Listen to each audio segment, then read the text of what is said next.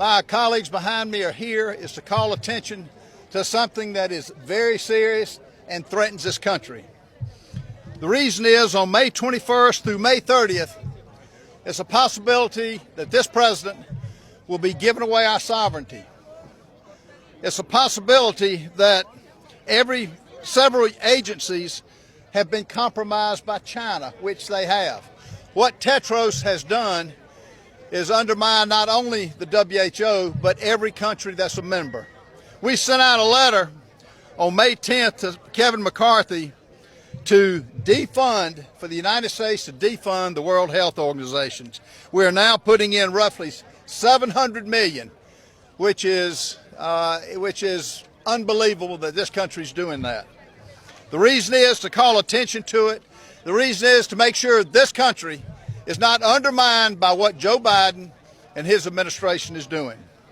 I've got Frank Gaffney, who I don't think has come yet, but if you want a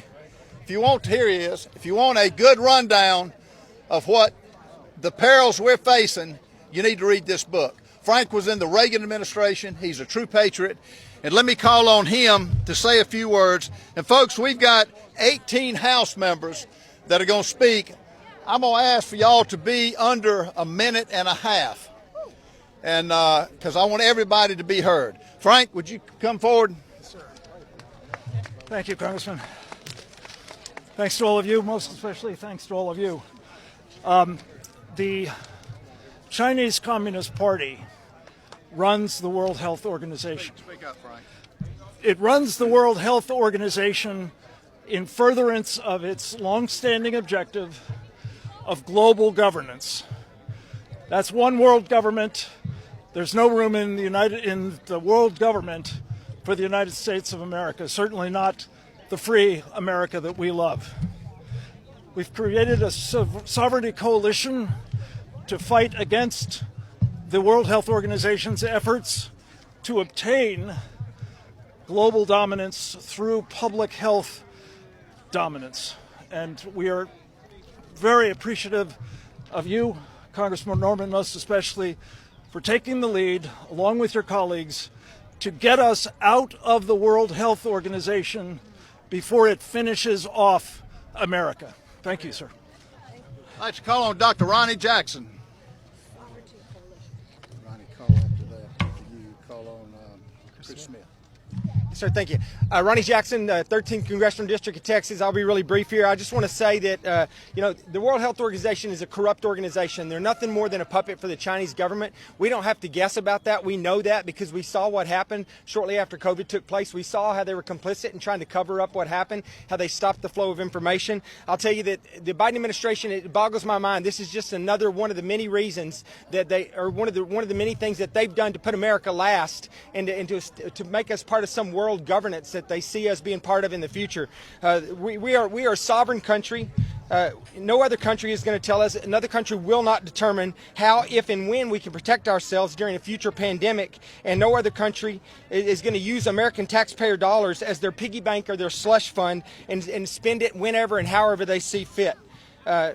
They've proven that they can't be trusted, and we should place no confidence in them. I was initially responsible in the last Congress for a bill called Protecting American Sovereignty Act that prohibited any American taxpayer dollars from being used in the so-called global pandemic treaty. That is something we should not be a part of. We should defund the WHO, and we should have nothing to do with them in the future. Thank you.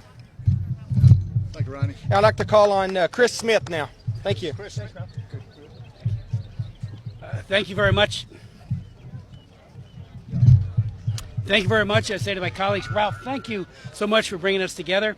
You know, on March 23rd, I asked Secretary of State Blinken at a House Foreign Affairs Committee about the Biden administration's push, and it's an aggressive push, to enter a binding international pandemic treaty that would cede American sovereignty to the World Health Organization. The Zero Draft WHO treaty, and there is a treaty here, and they're working on it, that Biden administration and others are pushing, starts off with very harsh criticism of the United States and said during the pandemic, COVID, we had a catastrophic failure in how we responded to it.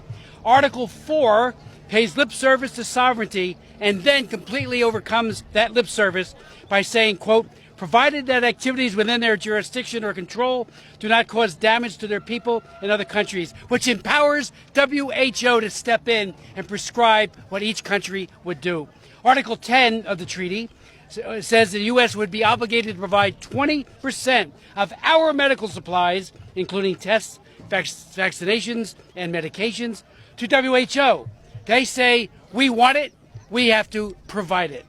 Blinken did not respond to my specific concerns. He said they're not working on a COVID treaty. Nobody asked him that. They're working on a so-called pandemic treaty. And again, we've got the draft right here.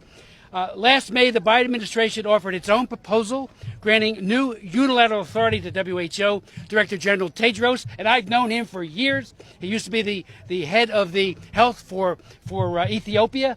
He did an awful job and covered up a number of times on cholera, while he's doing it and did it with COVID when he who got his job from Xi Jinping in China was giving all kinds of false information with regards to that pandemic. This is a treaty that must be stopped. I chair the Global Health, Global Human Rights Committee. We'll be doing a hearing on it.